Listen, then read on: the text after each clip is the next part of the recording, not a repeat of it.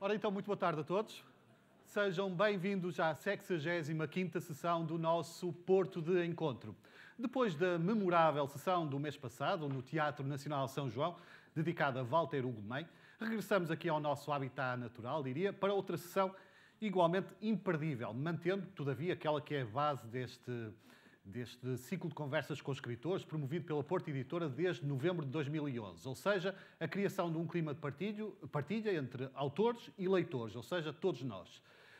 Esta vai ser, acima de tudo, uma tarde de repetentes, ou seja, de pessoas que já cá estiveram, de reencontros. E é um enorme prazer tê-las de volta. É o caso, por exemplo, do António Durães, que nos irá brindar com 2 momentos de leitura ao longo desta sessão, excertos da obra do autor em destaque.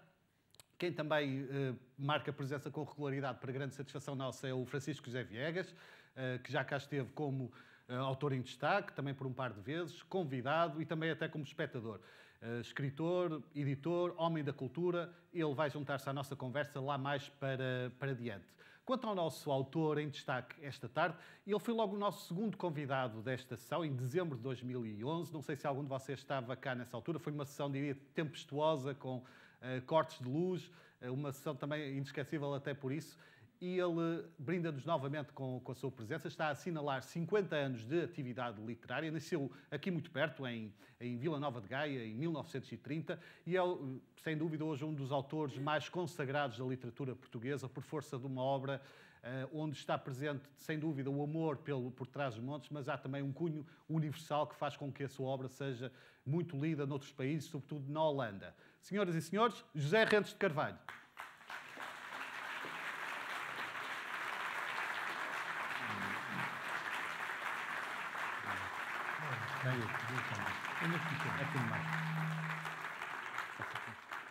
Pode ser aqui, José. Pode ser aqui. Deve ser.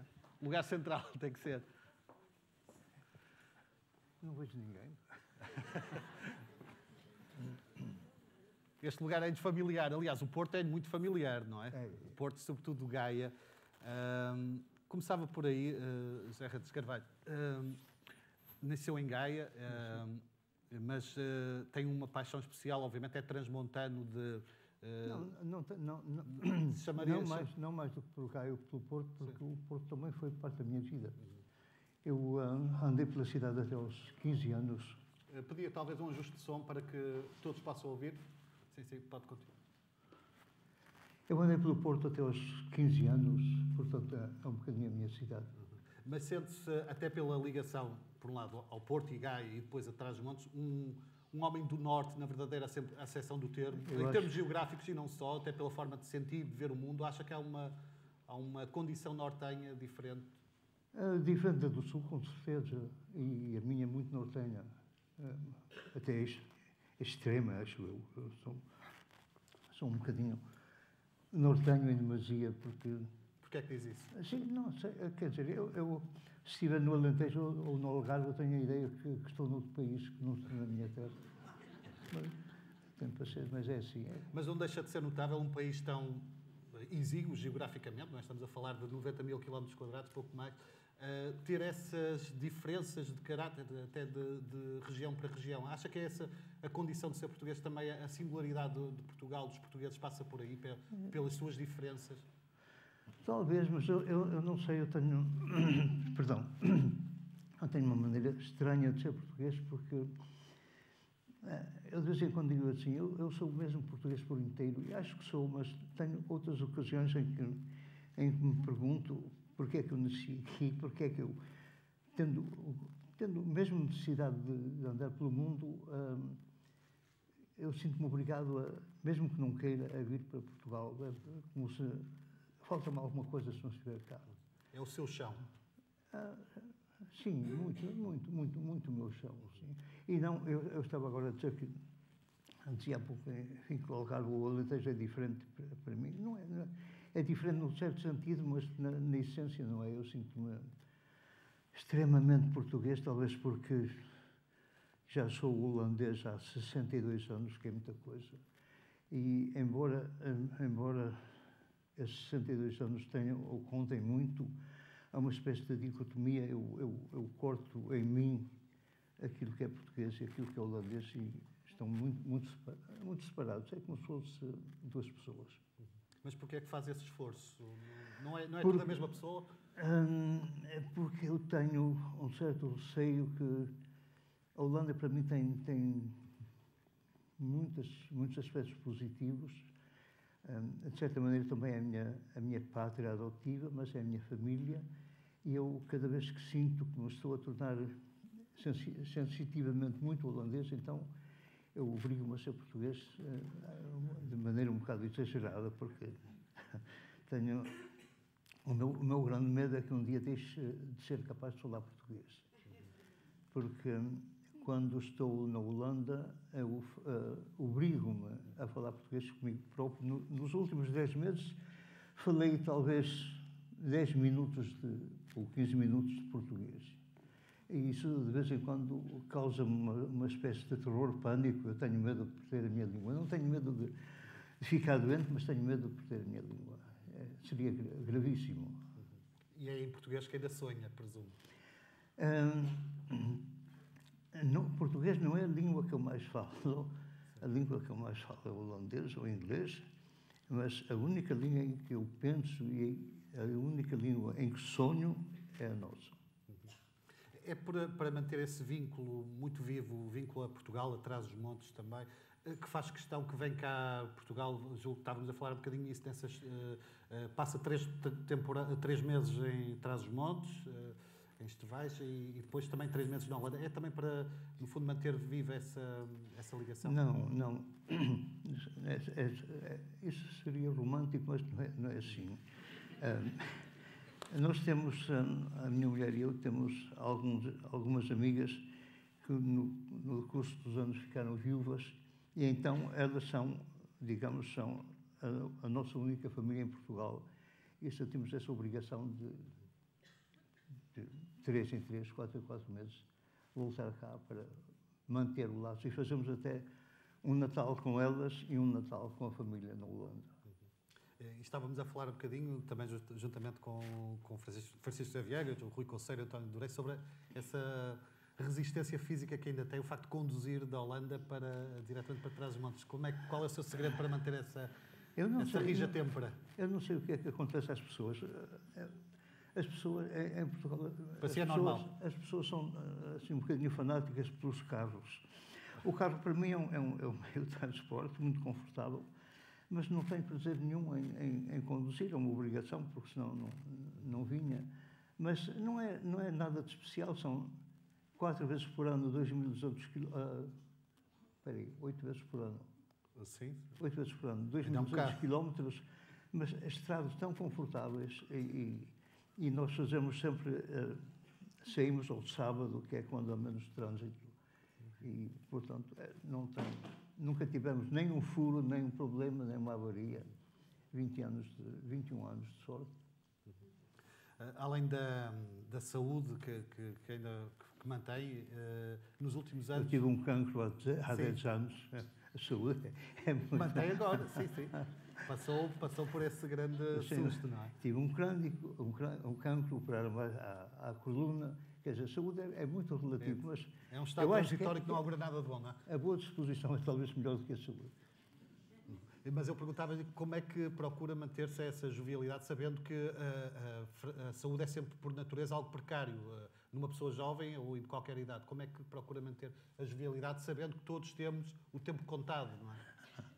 A jovialidade, que eu...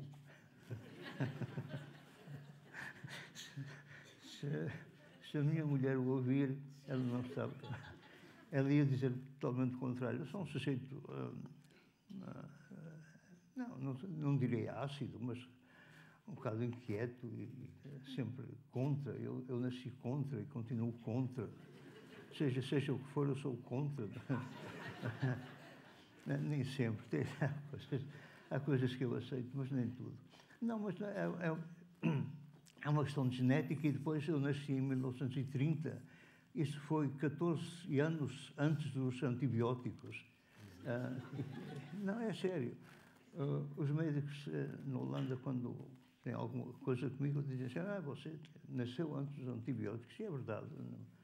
Eu nasci no tempo em que íamos buscar água à fonte, não havia esgotos, não havia... Em Vila Nova de Gaia, em 1945, o Monte dos Judeus, onde eu nasci, ainda não tinha eletricidade, nem água. Em 45.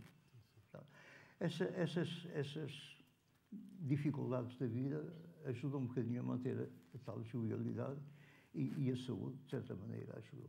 Talvez. Os seus livros impressionam a vários níveis, também pela força das personagens dos seus livros. Quem é que é mais duro, o José Rentes de Carvalho ou as suas personagens? Pois é, em cada personagem, principalmente nos dois, há sempre um bocadinho de nós próprios, porque, de certa maneira, criar um personagem que é mau, que é terrível, é uma maneira de descartar um bocadinho o veneno que está dentro de mim próprio, eu acho.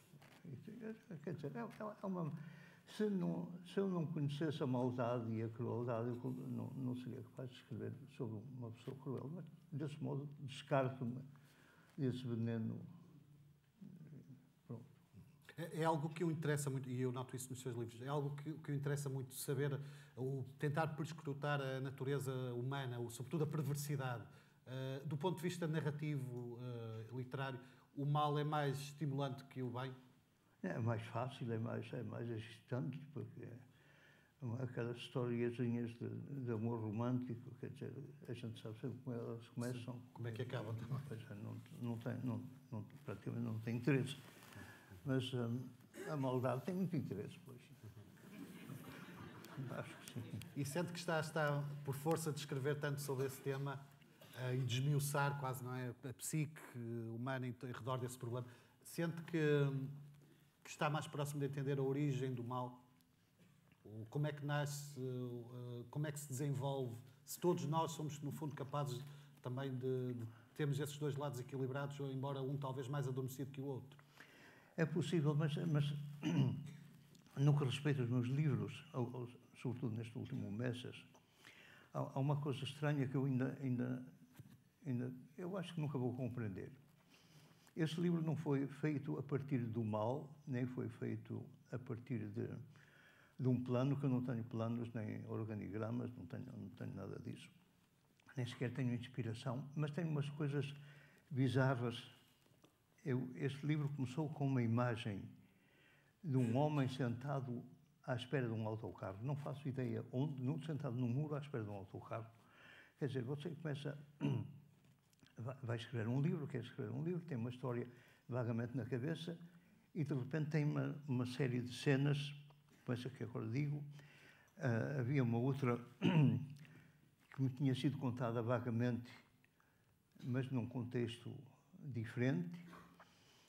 E comecei a escrever sem intenção nenhuma de que seria um personagem mau ou cruel. E o curioso é que, à medida que comecei a escrever, o livro construiu-se a si próprio. Isto não é o quê? Não é... Isto é a minha procura, porque eu ainda hoje não sei como é que o livro nasceu. Eu não conheço as pessoas, conheço o ambiente, mas não conheço pessoas daquele tipo, não conheço situações daquele tipo, conheço-as talvez piores, mas, de certa maneira, esse deve ser o mistério da criação literária, ou toda a criação. O sujeito começa com 1 ou 2 ou 3 dados, o resto é-lhe dado, e depois, à medida que vai continuando, tudo acaba por acontecer como se fosse uma história de verdade. É um mistério. Eu não faço ideia. Mas em relação ao Messas, um dos seus últimos livros, o processo de escrita foi algo diferente dos anteriores? Geralmente nasce sempre com quase um clarão, uma ideia que dá base à história? Não. Eu, em geral, começo com ou uma ideia ou um personagem e alinhava umas coisas e aquilo depois vai por si próprio. Eu acho que isto talvez não seja muito bonito dizer, mas eu tenho uma grande capacidade de mentir. E então minto a mim próprio, começo-me a contar histórias, ou então, quando eu acho que a história é um bocadinho bonita demais, eu dou-lhe uma torcedela para que seja mais ao meu gosto. Quer dizer, não há assim, não há, como se diz em francês, não há muito métier, mas é trabalhinho e uma quantidade enorme de acaso. E não há inspiração nenhuma. Acredita muito no acaso, não é? Eu acredito no acaso e acredito no trabalhinho. Sobretudo no trabalho. Porque eu, de vez em quando, as pessoas dizem assim, até quanto tempo é que demorou a escrever isto? E depois eu disse há pouco que eu sou muito competente em mentir, mas de vez em quando sou sério e então não tenho coragem de ser verdadeiro para com a pessoa que me faz uma pergunta franca, porque se eu disser que com a história da minha família eu andei cerca de 40 anos a escrever, qualquer pessoa normal e inteligente dirá, tretas, mas não é tretas, foi assim mesmo. E o livro foi editado com o título, e ainda continua a ser editado com o título de Romance, mas não é romance, é a história leal e verdadeira da minha família, mas foi, como quase todos os meus livros, editado primeiro na Holanda, e o meu editor holandês disse, José, eu tenho um problema, biografias e autobiografias não vendem. Será que eu lhe posso chamar romance? Se pode chamar romance. E também, a Quetzal também, com muita razão, também lhe chama romance. E está bem. Antes de passarmos para o primeiro momento de leitura, relembra que aquilo que vocês, ou a maioria dos nossos frequentadores habituais, já sabem que vocês também podem participar. Basta que coloquem uma questão num papel. Caso não tenham o papel, há duas assistentes aqui que vos facultarão papel e caneta para que possam colocar a questão ao José Randes de Carvalho, que terá todo o gosto em responder alguma dúvida que tenham. Esta história do papel tem uma razão. É que no primeiro ponto de encontro em que eu participei, eu esqueci-me que estava a ser entrevistado e andei pelo meio das pessoas que faziam perguntas. Por isso, para evitar essa coisa, que são os papéis. Juro que não, mas tornou-se, sem dúvida, ainda mais inesquecível. Estivemos a falar há bocadinho acerca do Messas, um dos mais recentes livros do José Randes de Carvalho, mas não é o Messas, não é um excerto do Messas que vamos ouvir, é um livro diferente, é Ernestina, uma passagem relacionada com o Porto. Por isso chamo para o primeiro momento de leitura o António Dourais. Uma salva de palmas, por favor.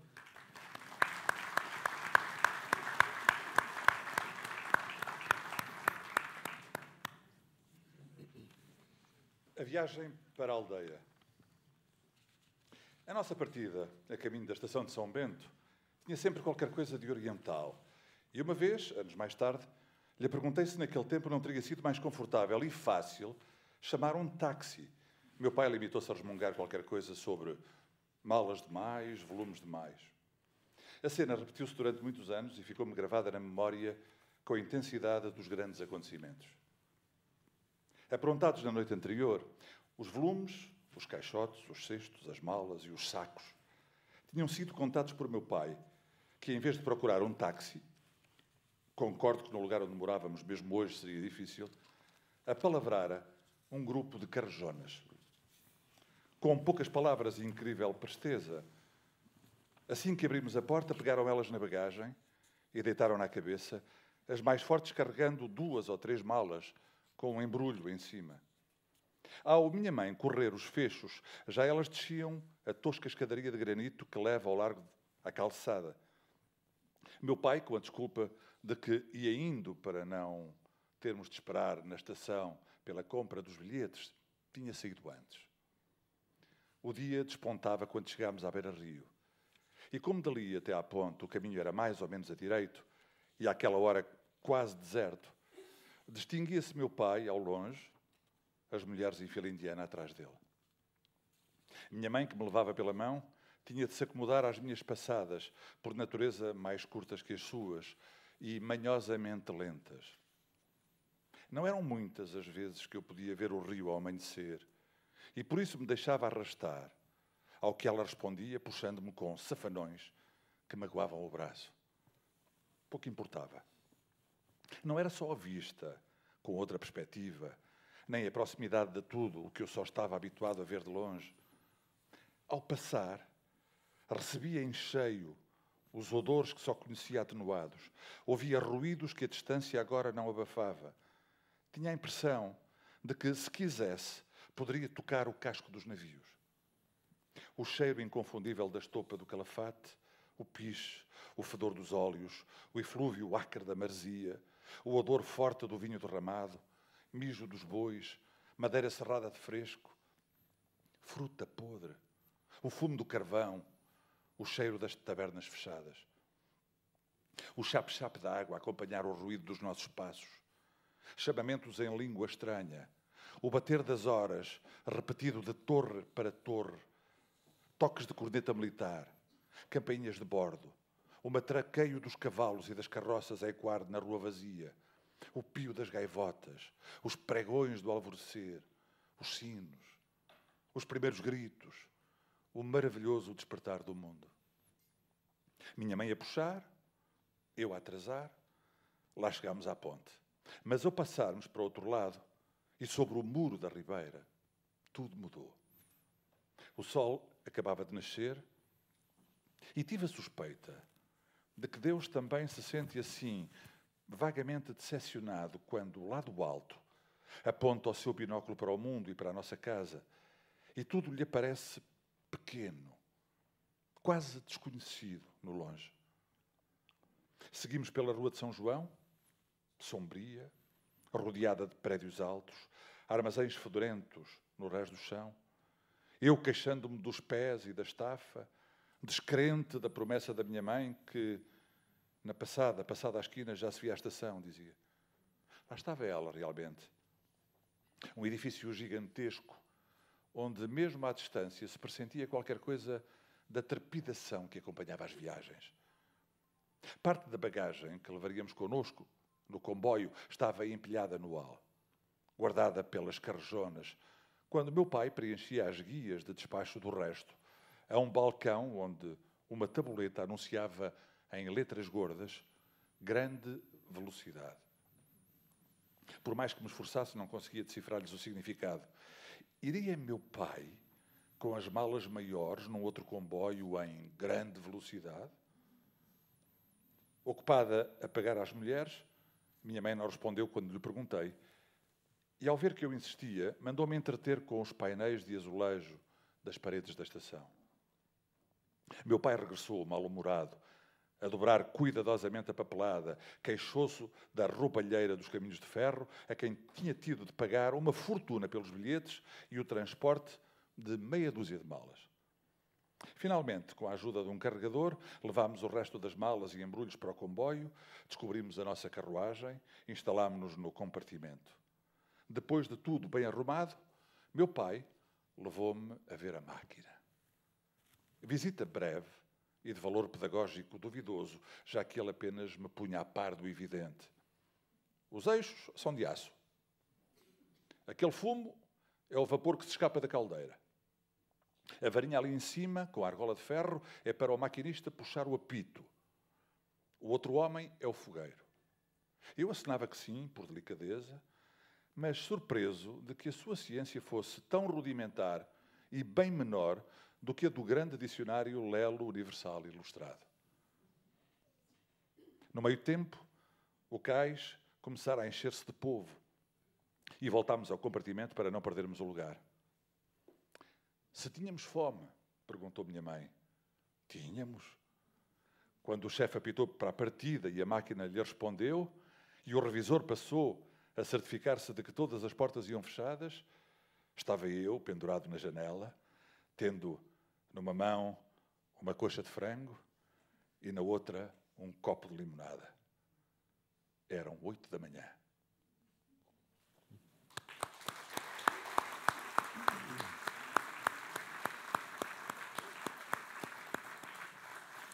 Muito obrigado. Redes Carvalho, não foi em vão também que escolhemos esta passagem, porque está muito relacionada com o Porto. Um Porto que já não existe, não é? Não. Que memórias é que o assaltam quando recorda esses tempos?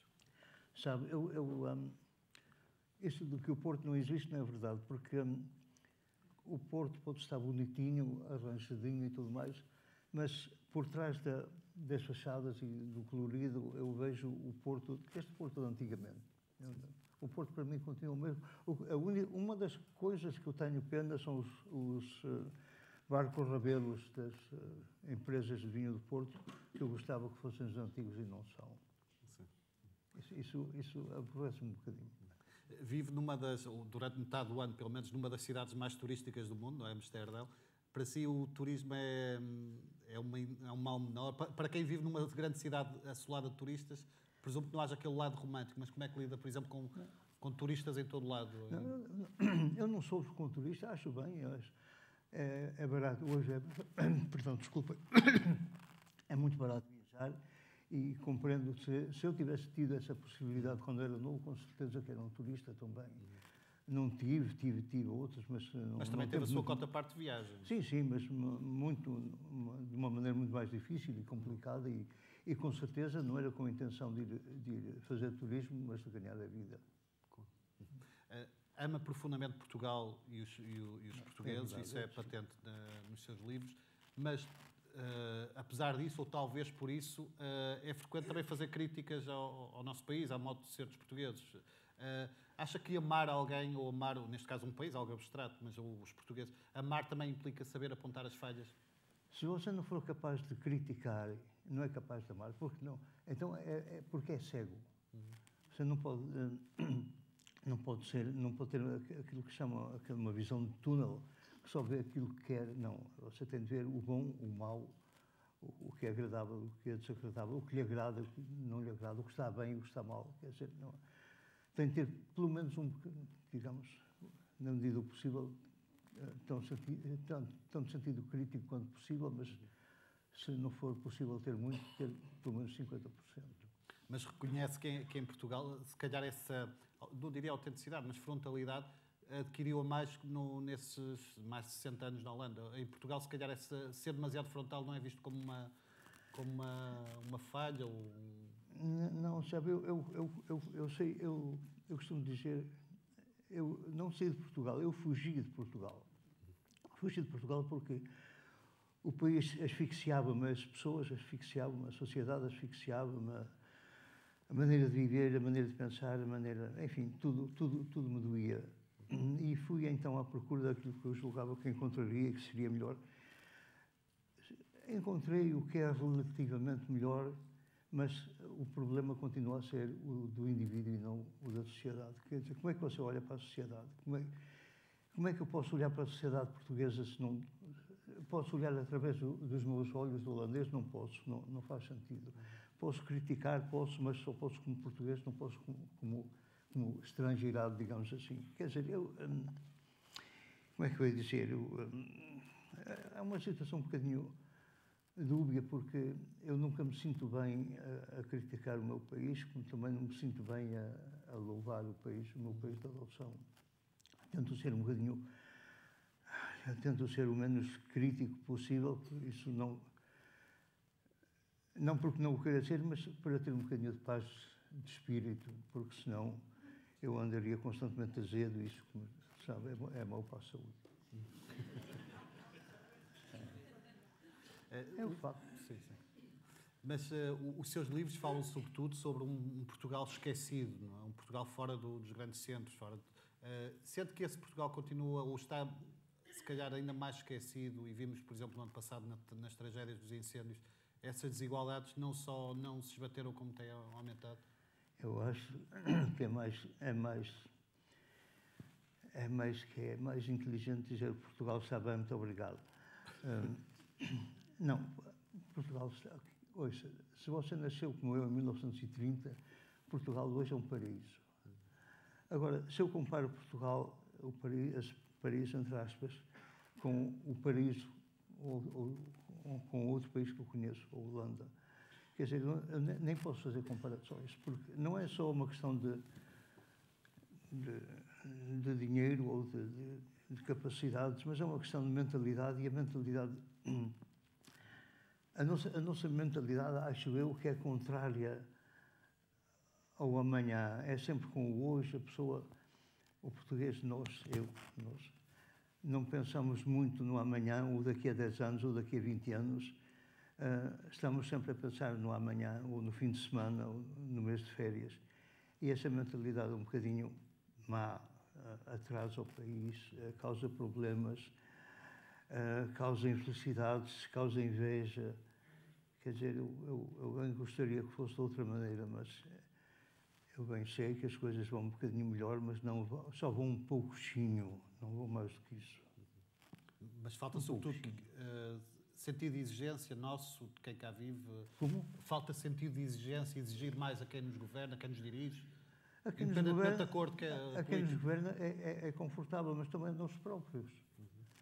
Se a pessoa não tiver sentido do futuro, se não pensar no futuro, se pensar só no amanhã, no futuro próximo, perde. Mas os portugueses, é curioso, os imigrantes portugueses distinguem-se, quando vão para um país estrangeiro, distinguem-se muito, na maior parte dos casos, pela capacidade de trabalho. Não é? Sim, percebe. Com certeza que têm em conta no estrangeiro as possibilidades que encontram no país. Eu creio que se Portugal fosse um estrangeiro e que criasse as possibilidades que outros países criam, que o português seria, da mesma maneira, menos desenrascado e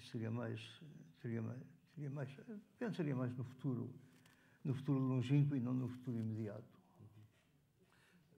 Eu não tenho, eu bem sei, isto é, vou ser assim, mas eu tenho bons fígados, mas tenho maus sentimentos. Eu gostaria de dizer ali, mas são coisas boas, mas eu fico muito triste porque uma das coisas que mais me dói eu sou muito estimado na Holanda, e porque sou muito estimado, as pessoas são muito sinceras comigo.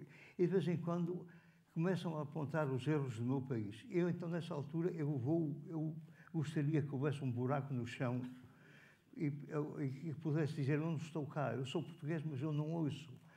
Quer dizer, isso para mim é muito doloroso. Portanto, eu não sei, eu sonho sempre com um país que não existe, que não vai existir, porque mesmo aqueles que estão aqui agora e que têm 20 anos ou 30 anos, não vão ver o país como eu gostaria que fosse. Demorará 3, 4, sei lá quantas mais gerações. Mas se a diferença em relação, apontando o exemplo concreto entre as duas realidades, conhece melhor, Portugal e Holanda, se os portugueses em Portugal, como diz, se calhar não têm aquela entrega ao trabalho como os holandeses têm, e há um exemplo muito concreto e curioso que o Rantes Carvalho referiu numa entrevista a propósito até do almoço, não é? Que em Portugal é quase uma instituição e na Holanda é quase uma pausa breve. Onde é que está a diferença entre os dois povos? É todo o modelo de organização? Vai muito para além do indivíduo? Está no modelo de organização da sociedade? Não só, mas está. Os holandeses começaram a pensar o país atual há mais de 200 anos, com a educação, com o estudo de ciência, com o desenvolvimento da indústria. Quer dizer, eles não criaram este país hoje. Tem um país que começou há 200 ou 300 anos. E nós? Supostamente devemos ter 900 anos para pensar no país. Pois é, mas sou de idade.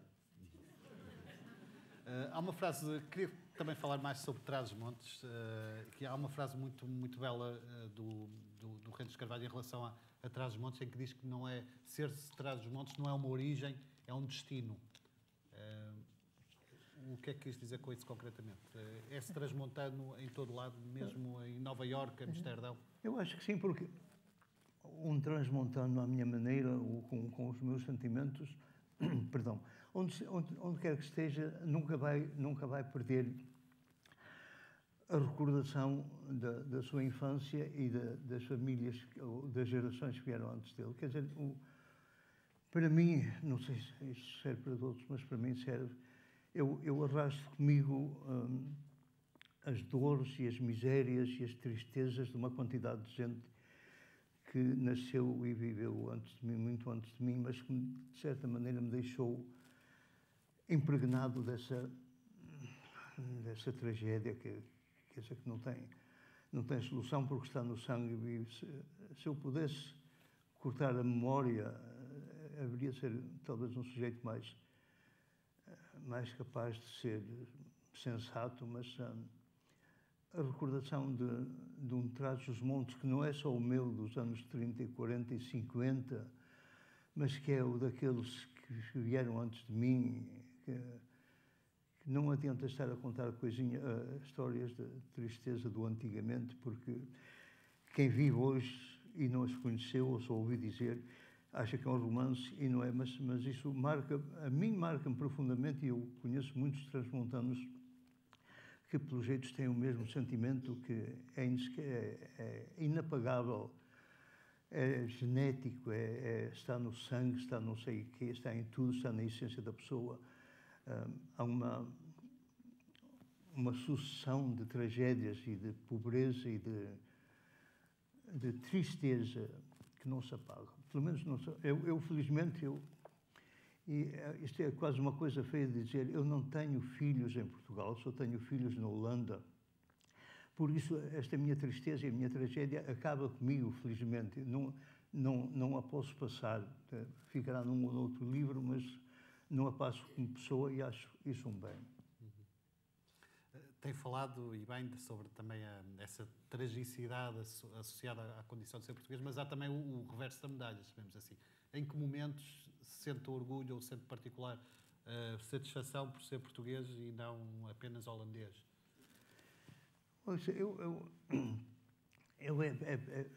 Claro que é impossível as pessoas terem um raio-x que vejam como é que eu sou, mas se olharem bem para mim, eu estou partido ao meio. Eu não sei se é este meio assim ou se é este meio assim. De qualquer maneira, eu sou duas metades, eu sou duas unidades. É que tentam viver em paz uma com a outra, mas o holandês em mim berra muito com o patriota que eu sou. O português em mim queixa-se muito da maneira mais fria de pessoas que têm sentimentos, mas têm também uma capacidade fria de calcular, que é um bocadinho desagradável, mas enfim, eu tenho de viver com esta dicotomia e com estas duas maneiras de ser, e até com duas maneiras de viver. Eu tenho de agir de uma maneira. Eu não posso agir como português quando falo com o holandês, e não posso agir como holandês quando falo com português. Quer dizer, tenho de partir em dois. E acontece-lhe, por vezes, sentir-se holandês em Portugal e português na Holanda? Não. Eu tenho... Esse particular é interessante, porque eu, quando atravesso a fronteira, eu sou estrangeiro até atravessar a fronteira. No momento em que atravesso a fronteira, que agora é só geográfica, já não é política, eu mudo imediatamente de pele, eu sinto-me... Antigamente, quando vinha mais de avião, chegava à Portela e dava-se uma coisa curiosa comigo, eu desatava a criticar e a gritar e a ser mal educado e a empurrar as pessoas. E isso agora já não acontece, mas aconteceu com uma certa frequência e eu achei estranho. Mas era o meu holandês que estava a chegar a uma pátria onde as coisas funcionavam de outra maneira diferente. As malas não chegavam a tempo, havia uma alfândega que punha carimbos, etc., e a polícia e tudo mais. Mas, enfim, eu vou-me acomodando em ser duas pessoas. Vamos para o segundo momento de leituras. É um excerto do livro de que falámos há bocadinho, o Message, e é um capítulo intitulado O Fim do Senhor Engenheiro, o que é assim que se chama. António Durais, novamente.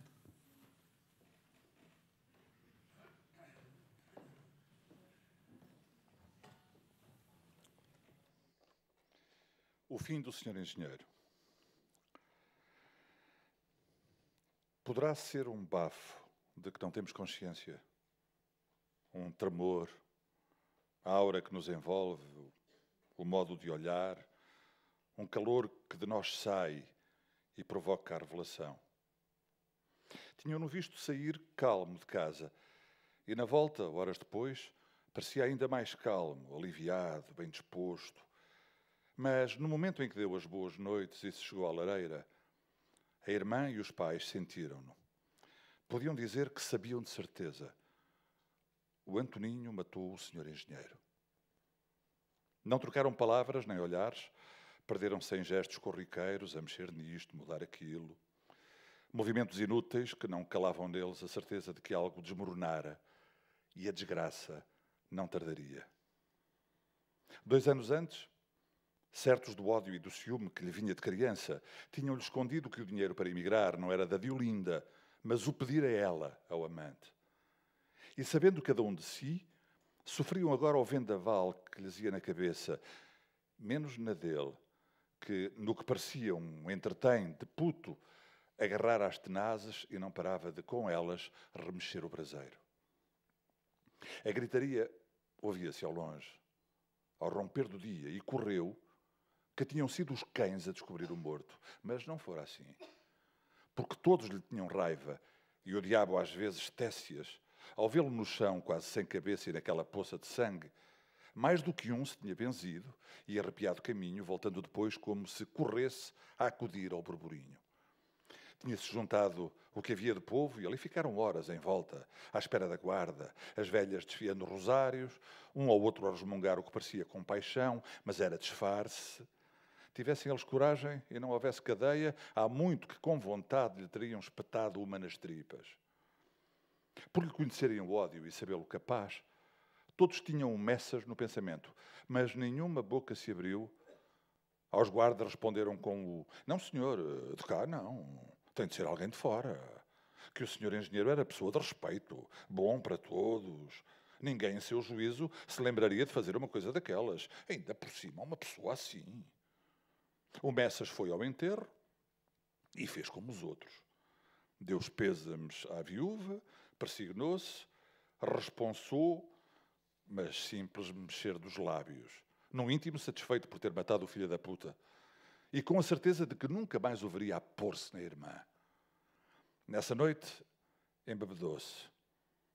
3 dias depois estava de novo em Oberhausen, e como era sábado e só na segunda de madrugada tinha turno, voltou a embebedar-se. Amodorado com o calor, estendido no sofá, acorda à meia da tarde. Ouve Isaura na cozinha. Grita-lhe que traga uma cerveja. Finge de aborrecido ao pegar na garrafa que ela lhe chega. E tu? Não apetece. Vai buscar. Fazes-me companhia. Quando ela volta e se senta, toca-lhe a garrafa, a imitar um brinde. À tua. Em sombra, ao vê-lo obedecer contrafeita, desviando o olhar. O que há? Você não se acautelou? Chega-se a ela, o punho a roçar-lhe a cara. Não me acautelei de quê? Diz lá, de quê? Posso emprenhar? Então quê? Emprenhas?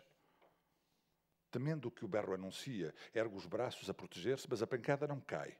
Assusta-se com expressão, a cara retorcida de um modo que não sabe se é raiva ou ameaça, os olhos semicerrados, a boca num esgar. Olha-o desconfiada. Nunca compreende aquelas mudanças repentinas, os extremos que a obrigam a um constante alerta e aumentam nela a vontade de escapar.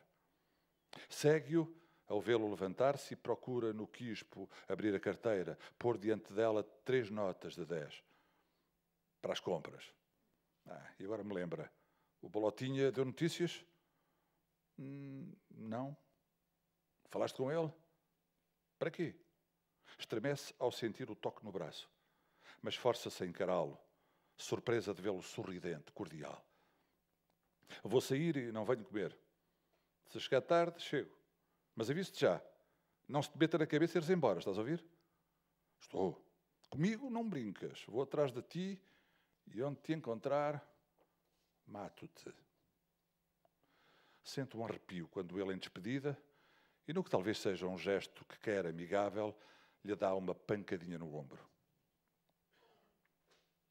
Tinham-lhe dito, depois vira no jornal, que a barragem estava a encher, mas desde a última vez que saíra para a Alemanha, nunca mais fora para aqueles lados, certo de que, lá indo, não encontraria em si barreira capaz de parar o turvelinho, o galopar de ódios e medos, o terem-no feito sentir-se menos, desprezado,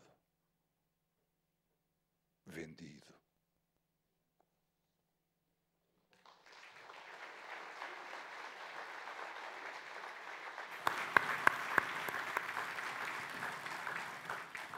Muito obrigado.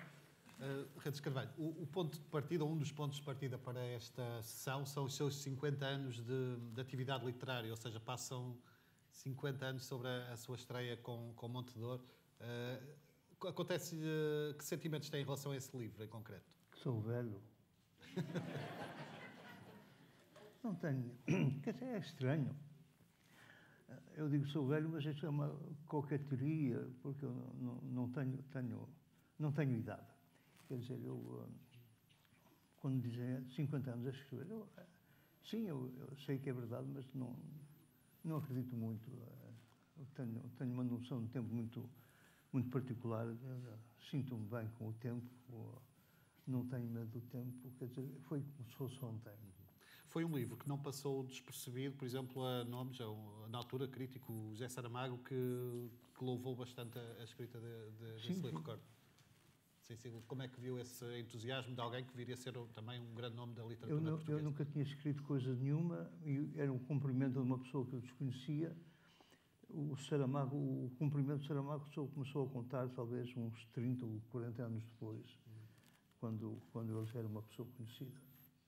Mas a mim foi uma satisfação grande, mas não me dizia nada mais do que o cumprimento que ele fez. Quando é que sentiu que a literatura era seguramente a sua paixão maior? Eu nasci a escrever. No momento em que eu comecei a ler, eu comecei a escrever também. Um processo íntimo, uma coisa da minha natureza. Não concebo um dia sem ler e um dia sem escrever. Acho que isso que é um absurdo. Faz parte de mim. Mas e agora é sobretudo adepto de releituras ou ainda gosta de descobrir autores? Como? Agora? Gosta de descobrir autores ou prefere dedicar-se às releituras? Não, eu gosto muito de descobrir e, sobretudo, dar-me conta que aí, nesse particular, então, vou mentir, eu vou falar contra mim mesmo, aí sou mesmo velho, porque eu já não compreendo muito daquilo que me cerca. Quer dizer, de vez em quando li livros e ainda recentemente li um livro cheio de boas críticas e eu francamente, não sei porquê, mas a minha idade impede-me de ter uma certa sensibilidade. Há um modernismo que eu não compreendo, mas com certeza que é muito valioso, porque serão os clássicos da manhã. Mas eu estou naquela fase em que ainda vivo muito agarrado àquilo que aprendi. E, quer dizer, as minhas fontes vêm de onde? Vêm do fim do século XIX, do romantismo, vêm, de certa maneira, dos nossos neorrealistas, vêm da literatura anglo-saxónica e, na minha adolescência, ou quando era rapaz, sobretudo da literatura francesa. Mas tudo isso já está para trás, agora estou sozinho e ando à procura de coisas que me entusiasmam e de vez em quando encontro aqui e ali qualquer coisa, mas não encontro naquela medida em que encontrava quando tinha 20 ou 30 anos. Mas não é culpa da modernidade, a culpa é minha, que não... Há um desfazamento que é inerente à idade. Aos 88 anos eu não posso estar interessado por aquilo que interessa aos rapazes de 30 ou 40. Não. Uma das grandes mudanças da literatura atual tem a ver também com o ritmo infernal de publicação. Publica-se muito e autores, se calhar com 10, 15 anos de escrita, de atividade literária, têm logo quase 15, 20 livros. O Redes Carvalho distingue-se também por isso, ou seja, nesses 50 anos não publicou nem pouco mais ou menos 50 livros. Isso também é um sinal da sua exigência? Eu comecei a escrever, perdão, para mim próprio, e foi um acaso total ter emprestado o meu primeiro manuscrito a um amigo que tinha relações com a editora Prelo, que era do Partido Comunista em Lisboa. Eu não sabia que ele tinha mandado, ou que tinha relações, ou que tinha mandado o manuscrito para a Prelo. Para mim foi uma surpresa total, porque eu estava destinado a escrever para mim próprio e não tinha uma ideia tão elevada da literatura e do que era o escritor, que eu nem em sonhos, quer dizer, em sonhos sim, quando ninguém via, entendeu? na intimidade, era capaz de sonhar que seria bom ter um livro, mas não era o meu plano. Mas o que é certo é que foi reconhecido na Holanda muito primeiro do que em Portugal. Isso custou-lhe de alguma maneira sentir que no seu país não havia o devido reconhecimento a alguém que na Holanda sempre foi considerado um grande autor? Eu nunca compreendi como é que o meu país se esqueceu de mim ou não quis saber de mim, porque eu primeiro tinha algumas relações com literatos portugueses. Depois, na universidade, eu tinha uma coisa que era muito interessante. Eu dispunha de uma verba para convidar pessoas a ir a Amsterdão, à Universidade de Amsterdão, dar conferências, e há uma quantidade de pessoas, de nomes ilustres na literatura portuguesa, que no fim dos anos, ou nos anos 70 e 80, foram por mim convidados a ir a Amsterdão, e havia uma coisa pitoresca. Havia uma pergunta assim, pode ser no Hilton? Sempre pode ser no Hilton porque a universidade tem dinheiro. Mas depois, quando deixei de poder convidar pessoas, as pessoas esqueceram-se de mim, não como escritor, que eu era só o autor de um livro, mas esqueceram-se de mim como pessoa. E esse esquecimento durou 30 ou 40 anos, que é uma coisa extraordinária, não acontece. Acontece talvez até aos ermitas, mas aconteceu a mim que as pessoas conheciam, mas não sabiam quem eu era. Está bem, aceita-se.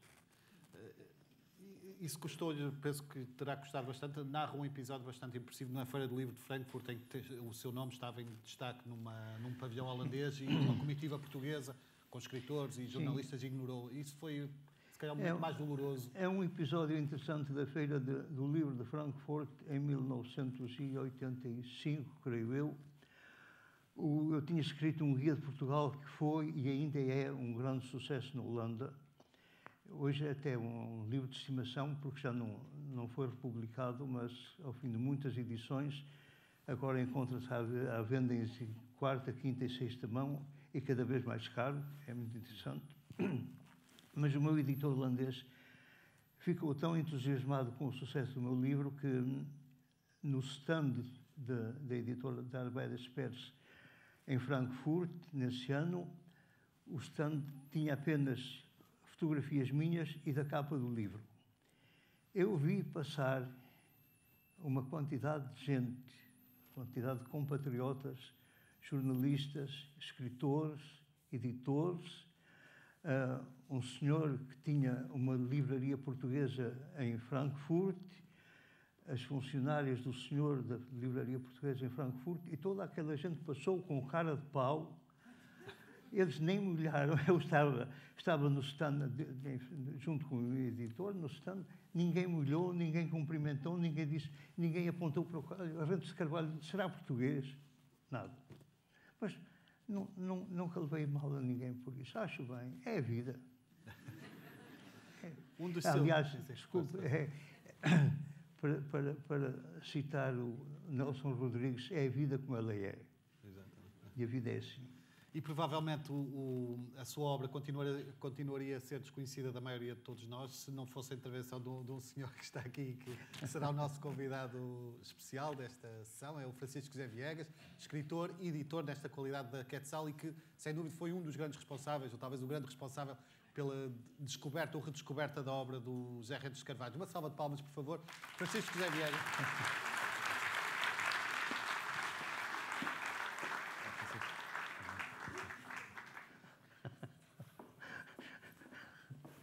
Isto agora começa a ter todo o aspecto de uma relação incestuosa, mas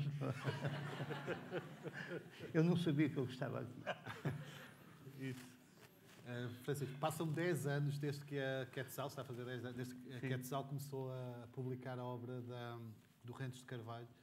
Eu penso que terá sido, não é preciso ser um adivinho para saber que, se calhar, é das decisões que mais te orgulhas enquanto editor, não sei.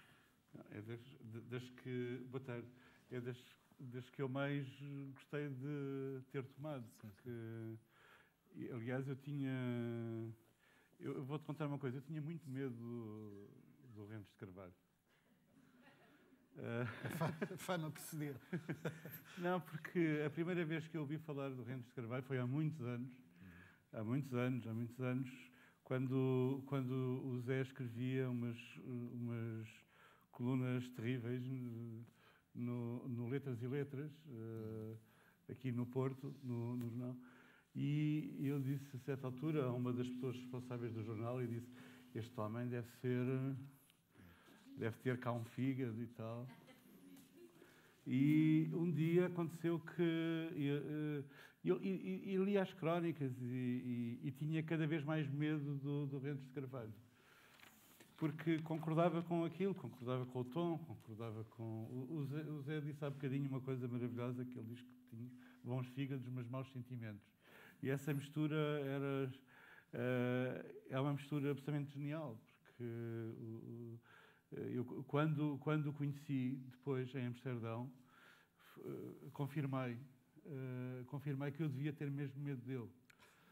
Confirmei porque foi durante uma viagem, éramos 3 jornalistas ou 4 jornalistas que íamos conhecer a Holanda. E numa das... eu tinha pedido ao Fernando Venâncio para conhecer o Rentes de Carvalho, e nessa noite eu li com os holandeses. E aquilo que eu percebi foi, se este homem que vive na Holanda, que é um país que lhe foi emprestado, escreve isto sobre os holandeses, deve ser maravilhoso a escrever sobre Portugal e sobre os portugueses, não é? E eu li aquele livro naquela noite, entrevistei-o no dia seguinte para ler, para a revista. Fiquei absolutamente espantado porque, nessa altura, o José tinha acabado de tinha organizado nesse verão, no verão passado, portanto, estamos a falar de 94 aproximadamente, tinha organizado uma grande viagem de holandeses a Portugal, de holandeses a Trás-os-Montes. Foi uma viagem, eu não sei quantos eram, José. 100 holandeses que o José reuniu. A viagem começou em Gaia e terminou... Foi o Pocinho. Foi pelo Pocinho e depois subiu por aí acima, Moncorvo, Felgar, Carviçais, por aí fora. E ele mostrou-me um mapa daquilo. Quer dizer, hoje nós sabemos que as várias edições desse Guia de Portugal para Amigos, que é o livro que o José estava há pouco a citar, esse livro devia fazer-nos pensar uma coisa.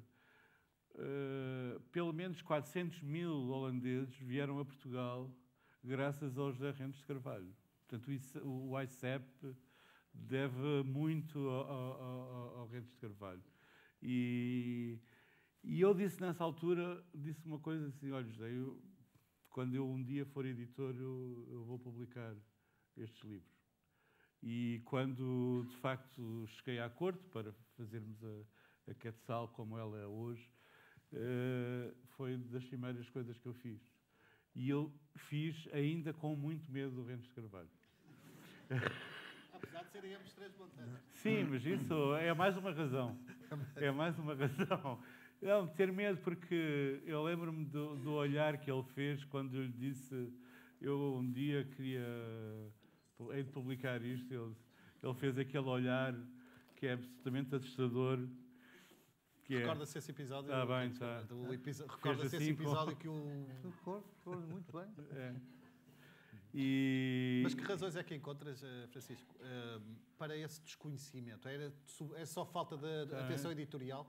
Não, sim, também, mas não posso falar das recusas que o próprio José Rentes de Carvalho teve ao longo da vida. Portanto, mas aquilo que eu acho é um bocadinho de desatenção, uma arrogância também do chamado meio literário em relação ao Rentes de Carvalho, porque não faz parte do clube, porque não é da nossa escola, porque não é do nosso grupo, porque não almoça connosco. E, portanto, são vários fatores juntos, não é? Vários fatores que se juntaram aqui. O que para mim, como editor, não é? e amigo do José Rentes de Carvalho, foi uma sorte, porque pudemos ser nós na Quetzal a fazer os livros, que é uma coisa que nos enche de orgulho, porque eu acho que os livros do Rentes... Bom, os livros do Rentes estavam publicados, não é? Mas estavam mal publicados, cara. Estavam muito mal... sem qualquer arrogância, mas estavam mal publicados, quer dizer. E nós apostámos nisso. Eu acho que se me permitem, o primeiro livro que nós publicámos do Rentes Carvalho na Quetzal foi o Com os Holandeses. E as pessoas, uma outra pessoa dizia, mas porquê é que não começas com a Ernestina, que é o romance, porquê é que não começas com o La Coca? La Coca é um dos livros que eu mais gosto. E eu disse, porque temos de explicar às pessoas quem é este homem. Temos de explicar às pessoas que lá na Holanda... Temos de explicar às pessoas que lá na Holanda, lá no país dos polders, lá ao lado dos moinhos, lá ao lado dos tamanquinhos, etc., há um homem que é um português que promoveu a divulgação da obra do Eça de Queiroz, do Fernando Pessoa, de Portugal, etc., etc., que escreveu estes livros, que é um best-seller na Holanda. Outras coisas que hoje nós sabemos, não é? Que é convidado pela rainha, que é citado pelo primeiro-ministro holandês, que é essas coisas todas, que é um homem muito querido, que é um homem que escreve nos jornais principais da Holanda, manteve colunas diárias, semanais, nos jornais, que é, de facto, um fenómeno. Quer dizer, vender 200.000 exemplares de um livro na Holanda, não é? Naquela língua que o Rentes fala, que é... Só isso já é fantástico. E, portanto, temos que apresentar este homem porque não é conhecido, apesar de ter a Ordem do Infante. Não é? Quer dizer, e isso foi um trabalho muito... como é que eu ia dizer? Muito bonito, no fundo. Porque eu hoje... eu sinto mesmo medo do Rentes de Carvalho. Mas estavas à espera de uma adesão do público, dos leitores, de tal forma, os livros dele vendem, não é? São bastante Quer dizer, pronto, apreciados. Eu acho que... E há um reconhecimento da crítica. Sim, há um reconhecimento mais dos leitores do que da crítica. Eu escrevo com muitas palavras.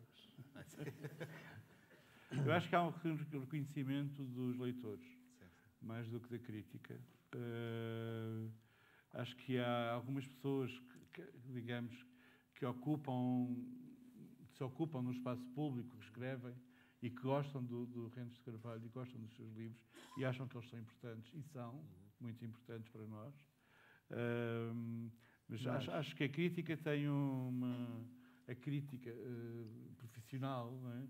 Tem um problema com o Rentes. É que o Rentes não é deste mundo. Não é? E porventura confundem as opiniões pessoais, não é? Sim, eu acho que, por exemplo, uma das coisas que tu dizes que o sucesso foi extraordinário.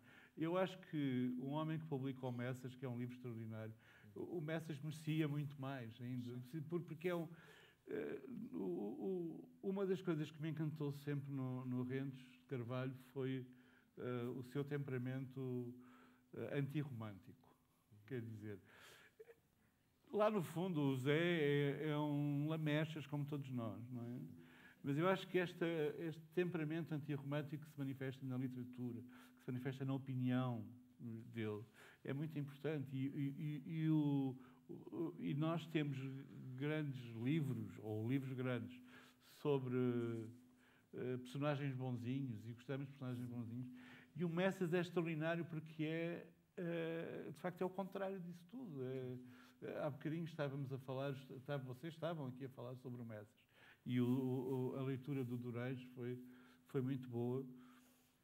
É um personagem que está ao nosso lado, que nós conhecemos, não é? E que depois, mas porquê é que nunca colocámos este homem na literatura? E entra diretamente e para a galeria dos grandes personagens. O Rentes Carvalho faz isso.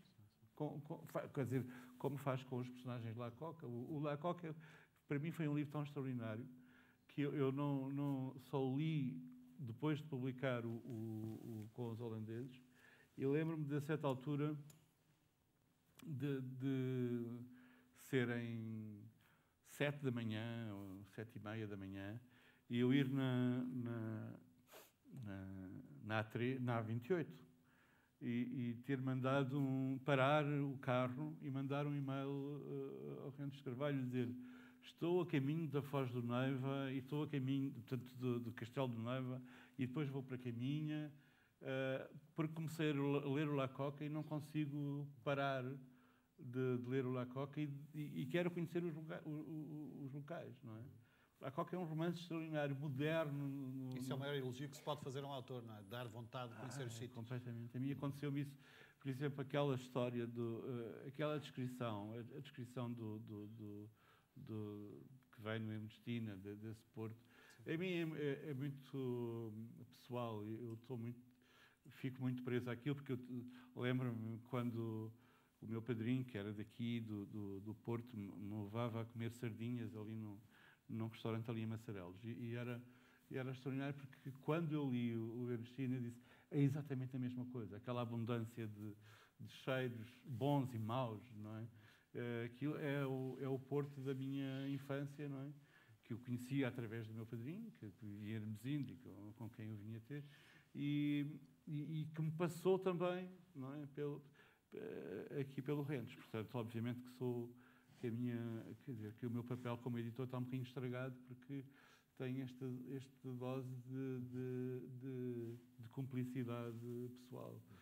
Porque, quer dizer, acho que o Rentes é um homem extraordinário, é uma pessoa que é um homem que pensa extraordinariamente bem em Portugal, que pensa bem Portugal e que pensa extraordinariamente bem. E não se cinge também ao politicamente correto, Sim, que hoje em dia é quase... que é muito perigoso, né? Que já causou dissabores por dizer aquilo que eu pensava. Voltamos só um bocadinho atrás, já retomamos, Francisco. O primeiro livro que a Quetzal publicou do Rentes de Carvalho, com os holandeses, acha que seria possível o contrário, acontecer isso em Portugal? Ou seja, um holandês publicar um livro tão cru, Não. teríamos a mesma reação, a mesma abertura? Não, porque teria de ter 200 anos de democracia, digamos assim, e de outra visão do mundo. Sentir-nos-íamos, se calhar, ofendidos ou achar... Não é que o livro seja ofensivo, mas... Eu acho que dava sangue. Um livro assim tão sincero e tão cru. Claro. Os próprios holandeses não esperavam, mas felizmente acharam bem. Temos já já voltamos à conversa, Francisco, mas como já temos aqui também algumas perguntas, chamemos aqui à colação. O Manuel Vitorino, que está aqui, também é jornalista, pergunta: sou um leitor devoto e sigo a sua vida literária há muitos anos. Li e reli a Ernestina, deliciei-me com o seu romance. Depois voltei a ler as suas entrevistas, contos, crónicas, avulsos em jornais e revistas.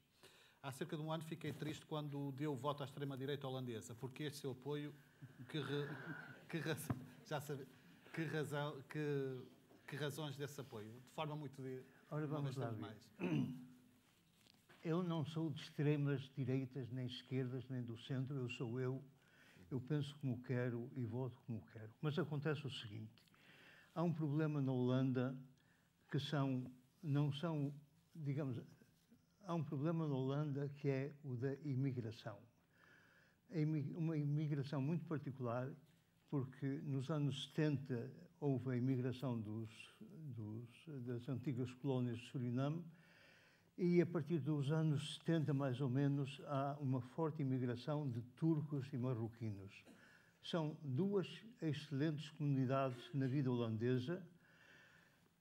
O Sr. Wilders, que é um homem da direita e é islamófobo, o que eu não sou, ele disse uma coisa que foi deturpada pelos meios de informação, que é sempre a mesma tristeza, que de vez em quando só ouvem aquilo que querem ouvir e só leem aquilo que querem ler.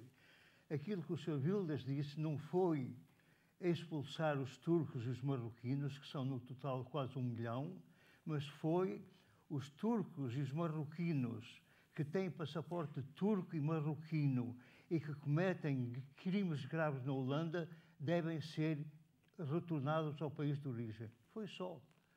Ele não quer expulsar ninguém.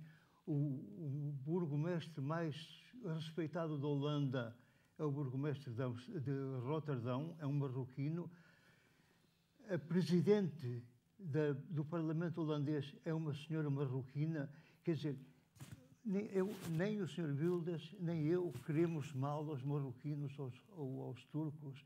Simplesmente um sujeito que tem um passaporte do seu país de origem e comete um crime grave no seu país de adoção deve ser expulso. Eu acho que sim.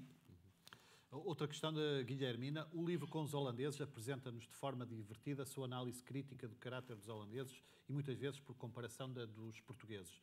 Se o escrevesse hoje, essa análise crítica seria muito diferente relativamente aos holandeses ou aos portugueses? Eu não seria a mesma. Eu acho porque os holandeses são muito conservativos e têm uma forte tendência a permanecer tal como são ou com o mínimo de mudança, porque os mesmos, ainda hoje, talvez hoje comam um bocadinho mais variado ou tenham mais possibilidades de viajar, mas a mentalidade em si permanece a mesma. Mais uma pergunta. Tendo observado a passagem de Portugal pela Revolução Industrial e conhecendo a Holanda, como vê a atitude de ambos os países relativamente ao ambiente e ao respeito pelo natural, pela natureza? Que legado em termos de património genético, atendendo que estamos a atravessar uma extinção massiva da perda insubstituível da biodiversidade? Portanto, é uma questão mais do foro de biodiversidade. Portanto, que país respeita mais o meio ambiente? Se eu disser que é a Holanda, eu acho que minto, porque a Holanda tem uma capacidade industrial tão grande que produz uma quantidade de CO2 que é talvez a maior da Europa. Quer dizer, não, Portugal tem a felicidade de ter pouca indústria. Eu vivo na minha aldeia, o Francisco conhece, eu creio que em 100 e tal quilómetros em redor que não há uma única indústria poluente. Portanto, Portugal seria o país onde as coisas vão melhor. Uma última pergunta também relacionada com uma questão polémica do anterior líder do Eurogrupo, Dijsselbloem, não sei se recorda, que dizia que os portugueses só gastam as suas economias em copos, mulheres e outros desvarios. E disse-nos Não é verdade? Portanto, no fundo é dizer se concorda com essa visão de Portugal, e porque este senhor levanta-se às 8 da manhã e trabalha arduamente também, como muitos de nós, e no fundo se concorda com essa visão. Eu acho que sim, eu tenho muita pena, mas eu acho que concordo. Nós primeiro vamos almoçar e depois, se ainda houver força, vamos trabalhar. Mas e se houver uma possibilidade de fazer uma coisinha lá, quer dizer, eu acho que sim.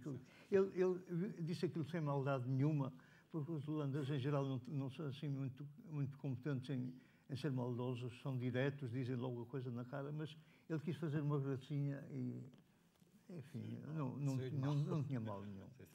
Francisco, este Portugal que aparece aqui tão bem plasmado nos livros do Rentes de Carvalho, é de certa forma intemporal?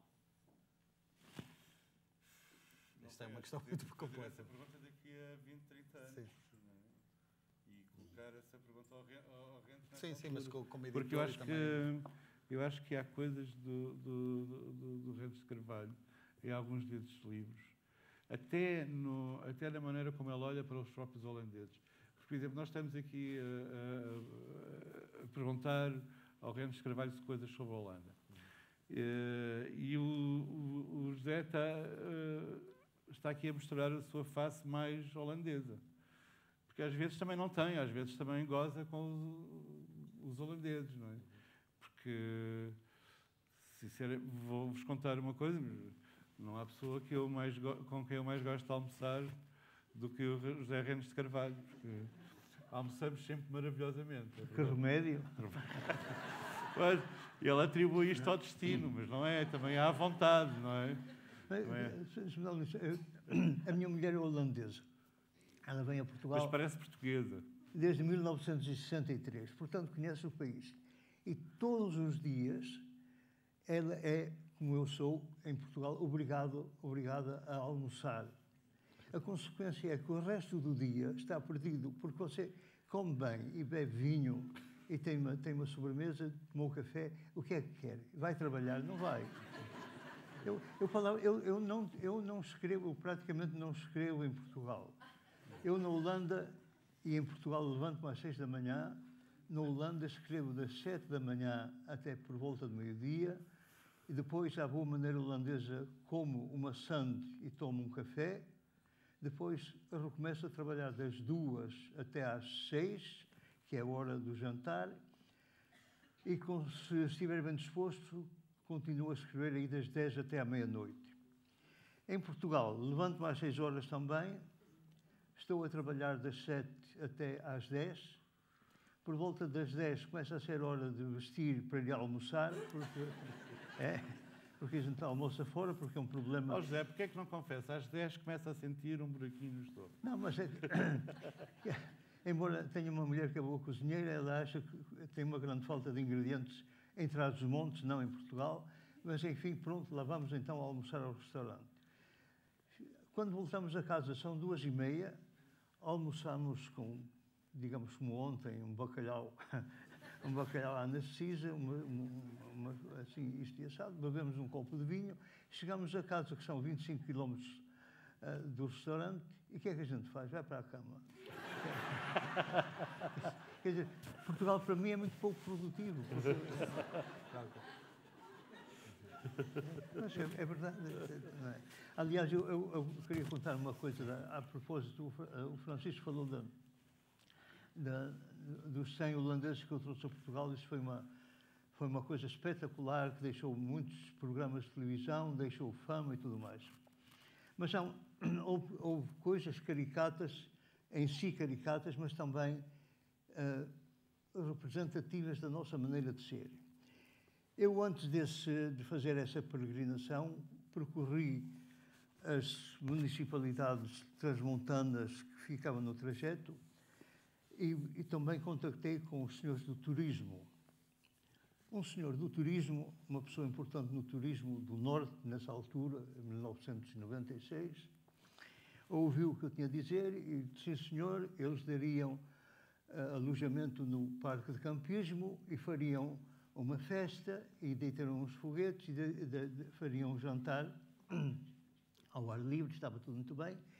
E depois diz ele assim, então, e essas pessoas como é que vêm? Assim, da Holanda para o Porto vêm de avião, do Porto até o Pocinho vêm de comboio e depois do Pocinho até Miranda, os 180 quilómetros, vêm a pé. Porque eles gostam de andar a pé, gostam de ver o país, vêm a pé. E o senhor olhou para mim e disse assim, então são pessoas de poucos meios, sabe?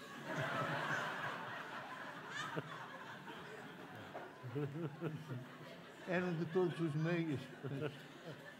Mas também, um pequenino detalhe, nessa altura, eu que não sou conhecido no governo nem de parte nenhuma, fui contactado através da RTP pelo senhor secretário de Estado do Turismo dessa altura, se ele podia participar.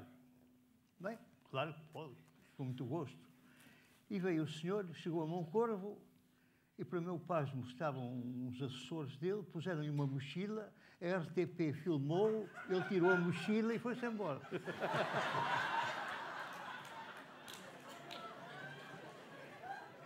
E agora eu acho que ainda é corrente a ignorância dos cidadãos pela província. Essas pessoas vinham a pé e vinham pelo monte. A RTP, num determinado dia, tínhamos os primeiros telemóveis, telefonou-me em pânico. Onde é que vocês estão? Eu disse, nós estamos a caminho. Mas onde? Aqui, ali. Então não vêm pela estrada? Enfim, coisas. Certamente, Francisco, tens dezenas de histórias de convívio. O José é que tem dezenas de histórias, porque é um homem que... Também não conto, mas tem dezenas de histórias maravilhosas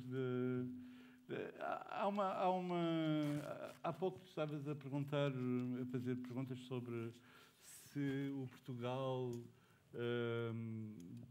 do tempo de Ernestina ainda é o de agora. Eu recomendaria às pessoas, por exemplo, que lessem bom, não podem fazer porque está esgotado e está a sair a nova edição, mas que é O Tempo Contado, que é o Pocinhos e Recordações, que são coisas de agora, não é? São observações de agora e são coleções de personagens. Aliás, manteve um blog durante mais de 10 anos, não foi? Exato. Tem esse blog e tem tanto o Pocinhos e Recordações como O Tempo Contado são coisas extraordinárias, bom, como os contos, não é? Reunidos nos lindos braços da Nina Júlia. Perdão. Aquilo que eu acho que sobrevive a essa passagem do tempo, não é? Quer dizer, nós podemos... Hoje estávamos em Carrazeda de anciães, estávamos numa tasca a almoçar. Àquela hora, o que é que a gente ia fazer? E então estávamos a almoçar e tal, e era uma tasca, de facto, muito simpática. Aliás, extraordinariamente simpática, que tinha um calendário do Futebol Clube do Porto atrás. E tinha no meio daquela coisa vetusta, simples e tal, depois de repente tinha uma folha muito bem impressa com senha de Wi-Fi. Não é? E era a coisa menos expectável, não é? Ali no meio daquilo, não é? De repente aparece senha da internet. E este mundo de contradições, de personagens fortes, de personagens entre o cómico e o pícaro, não é? Estão cheios, enchem os livros do José Ramos de Carvalho. Por mais que, por exemplo, o Messas é isso, o Mentiras e Diamantes também, que estou a falar destes porque são livros mais recentes, não é? E, portanto, esse Portugal não desapareceu. E acho que parte dele Para está... mudar e para o pior, porventura, não é? Pois, quer dizer, não, é a nossa condição. Quer dizer, é a nossa condição. Eu acho que esses personagens, alguns têm essa vantagem extraordinária de darem vida e darem humor aos livros do José Ramos de Carvalho. Não é? Porque partes destas histórias maravilhosas estão nesses livros. Mas há um plano também muito importante, e tens focado e bem a parte quase sociológica e literária desse retrato dos portugueses. Mas há também o plano estilístico que no Ramos de Carvalho é muito importante. Fala um bocadinho o que é que achas dessa quase escrita descarnada, depurada, constante? Eu não acho bem, eu não acho que, quer dizer, pronto, é um bocadinho difícil estar a falar aqui nisto ao pé do José, porque ainda por cima, como vocês sabem, eu tenho medo do Ramos de Carvalho. Mas há coisas que... Quer dizer, eu não concordo muito com essa ideia da escrita descarnada, porque eu acho que não é. Eu acho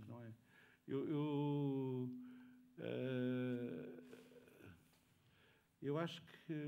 Não significa para que quem não seja ouviu, rica, não é? não, sim, mas para quem ouviu, por exemplo, o António Durães ler aquele pedaço, eu acho que é um dos textos mais fantásticos de Ernestina, que é esta ida para o comboio, não é?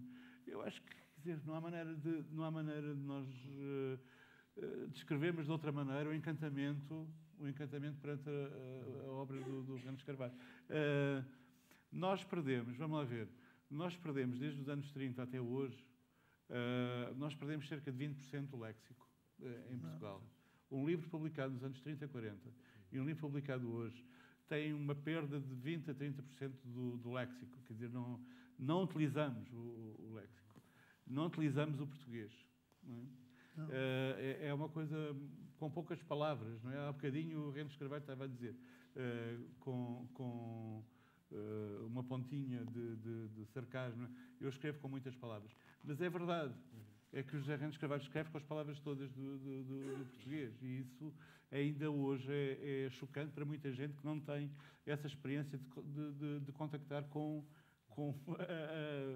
a língua na sua plenitude. Provavelmente ele faz isto porque se calhar viveu na Holanda e, portanto, tem umas saudades inacreditáveis de Portugal e a maneira que ele tem às vezes... Mas não deixa de ser inacreditável alguém que, como disse o Ramos de Carvalho, passa meses sem falar português, não é? Que mantém esse... Sim, mas eu vou-te contar uma história, que é uma história que o José me contou em segredo, pedindo para não contar, mas que é... Então não ouçam. Portanto, não ouçam. Que é uma história fantástica. Era a história do José que estava quieto, sentado em cima... E a Luque, a mulher, perguntou... Ele estava assim e tal. E ela perguntou, mas o que é que estás a fazer? E ele diz, estou a escrever.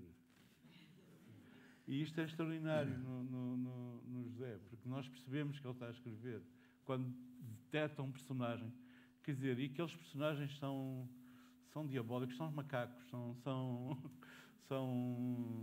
quer dizer, aqueles personagens que não são bonzinhos, não é? E que são extraordinários. Um dos meus filhos dizia que um dia leu um livro meu e disse: epá, é giro, mas são todos bonzinhos.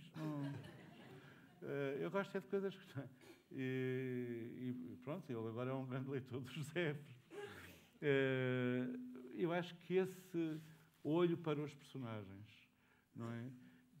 Quer dizer, nós lemos um livro do José Rentes Carvalho e não é o José que está lá a dar-nos lições, a ensinar-nos moral, a fazer juízos sobre isto ou aquilo. Os personagens vão fazendo. E não é porque o José os ponha como intérpretes das suas ideias, é porque, aliás, não há isso, não há combates de ideias, há combates de personagens, combates de vidas nos seus livros.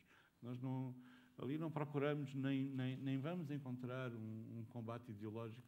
Não é? Não aparece a defender, sei lá, o socialismo científico e outro o socialismo utópico. Quer dizer, os personagens defendem a sua própria vida.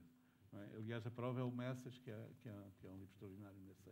E depois, outra coisa, por exemplo, se vocês... Uma das coisas que hoje toda a gente fala de autoficção e de... A autoficção me irrita porque é aquela coisa que é, está bem, tiveste preguiça, não foste capaz de escrever uma história, então metes-te a ti e o Rentes de Carvalho tem um livro que eu já mencionei, que eu já falei, que é o La Coca, que é quer dizer, nós a certa altura duvidamos se aquilo é reportagem, se aquilo é romance, porque alguns personagens são verdadeiros e estão em situações fictícias, outros personagens são fictícios e estão em situações reais, e é uma operação de reescrita fantástica da história do comércio da droga no Rio Minho, mas também da história da Guerra Civil Espanhola, mas também da paixão sobre o Alto Minho, mas também daqueles personagens todos. E aquilo que tudo começa quando um homem, que é eu, narrador, não é, chega ao aeroporto com uma máquina fotográfica e com um gravador e com uma mala, que é exatamente o que aconteceu ao José. E, portanto, muito antes de falar da autoficção, tínhamos o José Rentes Carvalho a fazer isso com o La Coca de uma forma extraordinária, só com a vantagem de ter mais 30% de léxico do que os outros. Nesse enredo ficcional que cria, concorda que às vezes até tem dificuldade em distinguir algumas personagens se são diretamente fruto da sua imaginação ou inspiradas em algo real? Não. É tudo muito simples. Não há dificuldades, nem há problemas, nem há... Há o personagem, há o trabalhinho e pronto. Não, mas agora, não é dos cumprimentos, mas uma das críticas que um dia me foi feita, levou-me, diz uma senhora assim, aquilo que você escreve, ou que o senhor escreve, é tão simples, lê-se tão bem. E eu lembrou-me a resposta de um escritor inglês com um nome estranho, Maddox Ford, a quem um dia uma senhora disse, o senhor escreve com tanta facilidade. E ele respondeu-lhe, olha, minha senhora, a facilidade com que a senhora lê é a grande dificuldade com que eu escrevo. E isso aplica-se muito a mim. De vez em quando dizem, isto parece... O sujeito sacou da manga e sai as palavras. Não é assim, demora. É verdade que há alguns romances, eu penso que li isso, alguns que, por exemplo, terminam um romance com 400 páginas e depois há aquele trabalho, o Francisco não gostou da expressão, mas de depuração para transformá-lo em 180, 200 páginas. Sim. Não é? É eliminar o supérfluo, é o que tenta. Tinha um pouco de 300, cerca de 300, está em 180 e acho que é suficiente, não precisa de mais. Eu tenho parece, claro que há simpatia pelos livros gordos, livros volumosos, porque demoram muito a ler e então dão muito prazer, mas eu não tenho essa capacidade de me estender naquilo que escrevo. Pode ser assim, um bocadinho cerrado, digamos assim. Estamos, infelizmente, a caminhar para o nosso final. É que também temos dois grandes oradores aqui, o caso do José Rentes de Carvalho e Francisco José Viegas. Estamos, como disse, quase a terminar. Não sei se quer dirigir umas palavras finais à Mas nossa eu queria assistente. agradecer porque estou um bocadinho pasmado de que tenho logo depois do almoço,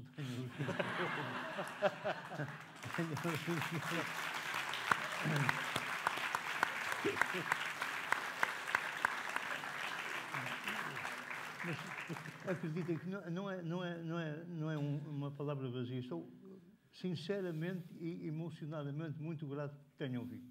Muito obrigado.